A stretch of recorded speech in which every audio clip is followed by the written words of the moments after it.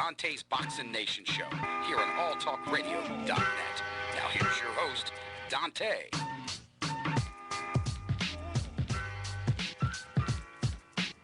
What's going on, guys? Dante, All Talk Radio, and welcome to the Dontaes Boxing Nation show. I am your host, Dante, once again. And today I have a real special guest for you guys, one of the best trainers in the world right now. And he has a whole lot to talk about. A lot of people don't know about Mr. Kenny Adams. And let's see if we got my boy online right now. We don't have him yet. Okay, we'll go ahead and introduce Ranger. He should be calling in a minute. But before we go into that, let's go ahead and introduce. We got Ranger. Ranger, you there? Yes, sir, I am. All right, man. Like I said, Ranger, you guys can subscribe to him on RawboxingTV on YouTube, one of the best channels on YouTube. So welcome to the show, Ranger. Welcome to the show, Kenny Adams. Now, Thank you, sir. Yes, sir. Then let me go ahead and get started with you. Welcome to the show. Thanks for coming. I know you got a busy schedule. I know you be training hard, Kenny. Now, a lot of people don't know this, so I want to go ahead and just give a list of people that you done actually trained. You done trained over 26 world champs. You done trained Michael Bent, Al Cole, Diego Corrales, BJ Flores, Johnny Tapia, Sam Peter, Roslin Chagayev, Corey Spinks, Ray Mercer, Kennedy McKinney, Freddie Norwood, Vince Phillips, James Kirkland, Sharif Boguer, who you're training now, and the late Edwin Valero. So the first thing I want to say is, how is training going right now with Sharif Boguer? Is it Boguer or Bogueri? He changes so often. I think it's Boguery. Okay, Boguery. So we'll try Boguery. Yeah, he's coming along doing a lot better. A lot of those things that he didn't have, I think, before, and some of those things, his rhythm wasn't good. I believe he's a guy from Africa, but he had no rhythm. So we had to work on that. I've been having him going into Zumba classes, and we've been working hard at it and trying to get him really, really intact. And I do like what I see. I see a lot of good things now, putting hands together, and he's using his core and his flexibility. Everything seems to be really right on time, you know. Also, as you may know, I have a new heavyweight from Poland now. So I don't know if you had talked about him at all, but he's a young man that's like 9-0 with 7 KOs, had an MMA background, about 80 fights or so, and he's 6'3", 225 long, 81-inch reach, has excellent tools, and I'm kind of really high on him now. I just want to get some sparring and see exactly what he shows. Everything right now, he's showing me that we're going to the top of the mountain. All right. So who's he been sparring with, actually? Well, actually, we haven't been sparring with anyone but me, basically, you know. So we're going to be working with some people. Some people called me today, and we're going to get some work with him next week with some people. So, you know, I'll know then exactly what he's about, you know, really and truly. You think he's the next Sam Peter or beyond that, or what? Because you trained Sam Peter as well. I think he may be beyond that. The mindset is there. He's from Nigeria, believe it or not. I mean, what I say, he's not from Nigeria, but he was born in Poland, but his people origin was originally Nigeria. So very intelligent guy, has a master's degree in physical education, nice. 24 years old. And I look to see good things. Once again, you got to put them under them lights sometime to really know what they're about. Yeah, that's true. You got anything on that, Ranger? Well, I just kind of wanted to ask him a couple of questions. As a trainer, you know, you always want to get the opinions on people such as Kenny. As a trainer, what is your opinion, honestly speaking, first as a trainer, right, and then as a man, about the situation that's going on about boxing? This situation of some of the top fighters not wanting to phase the other top fighters. It seems that, I mean, we all know, as a matter of fact, that boxing is not what it used to be, where you had the top fighters like Hagler going up against a top fighter like Leonard, or against, you know, what do you think about, especially starting with the situation between Garcia and Gamboa, and actually one of your fighters, which is Edwin Valero, went through this a little bit, where the top fighters were avoiding him. What do you think about that? Give us your honest opinion. Mainly for the fans that will hear this, because a lot of fans are so brainwashed by what the actual fighters are saying, by what the actual media hypes are saying. What is your opinion on that? Actually speaking, it's not the fighters. Fighters don't mind. They fight King Kong the next day, believe me. But the problem is with your promoters slash management, etc. And also, although most of the networks actually would like to bring and put the best together, I think they're doing a much better job now than they were doing before. But believe me, most of it is about management and it's about the promotional side. Those are the ones that are not giving the fight. They don't want to lose their big gun to this other gun, and so they got all the marbles. So that's what the problem is. It's not the fighters. The fighters, like I said, they don't care who they fight. Yeah. And let me go ahead and ask you this, too. A lot of people don't know this as well. Now, when Manny Pacquiao came out here, when he was new, working with Freddie Roach, they actually approached you to work with Manny Pacquiao. How did that come about? They wanted you to be his head coach or something like that, right? Yeah, what had happened on that was that I think that was during the time that Freddie was in the process of doing some work with De La Hoya.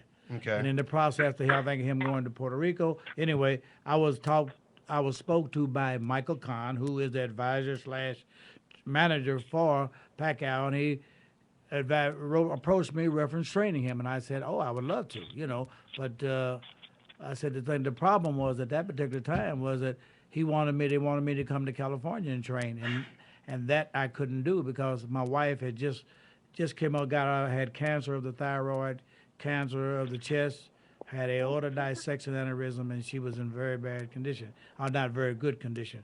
But anyway, I wasn't going to leave her here. And the problem was they wanted me to come to California because they said Pacquiao wanted to stay in California. He had friends there. His home was there and everything. So I said, well, for those particular reasons, I can't take it, So that's what really happened on that, and that's about as far as it went.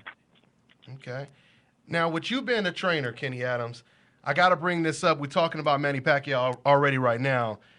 As far as I'm concerned, Manny Pacquiao, he has a lot of flaws, and I'm surprised that it hasn't been corrected yet. It seemed like he has terrible balance. I mean, he has a lot of natural talent, but he has terrible balance. He has a lack of defense. And like I said, when you get close, he doesn't really have an inside game. Why do you think Freddie Roach hasn't been able to correct that? And if you were training Manny Pacquiao, would you be able to fix that? I wouldn't be able to say unless I really work with him whether or not I will be able to fix it. I couldn't just look at the product and say, oh, I can fix that. The problem is that, for one thing, I don't know really where Freddie is versed in those particular things of teaching like that. I don't know if he is really. So I couldn't really say. I know I could make some fix on a lot of things that I see that he does, but once again, I think it's a helping hand in a sense for Pacquiao to have that. Here is my reason. Sometimes when people are at an awkward mode and they balance and everything may be off, and you look at that and you try to adjust to it, and it's hard to. Mm-hmm. So maybe it's to an advantage for him. It's very well, it's so far, it has been an advantage for him. Yeah. So that's the thing to say. But I said I would have to walk through a lot of different things. And sometimes, look, it's kind of hard to teach an old dog new tricks.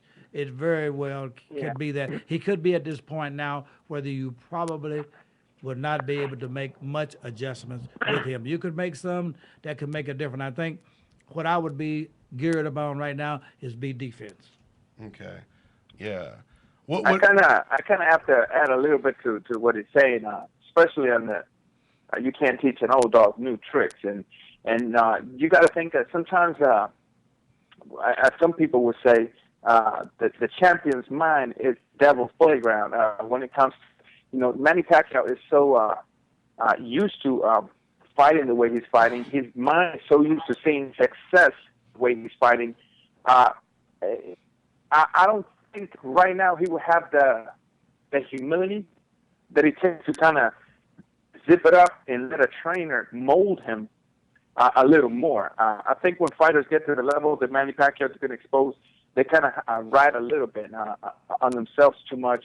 And on top of that, we got to think of the fact that in the last of the two Manny Pacquiao fights, his flaws has been exposed, as we might say, a lot more than in the past. As in the past, he was fighting fighters that were more onto his style. They were more of the type of fighter that will go after him, which allowed him to just look at their openings and counter punch on their acts.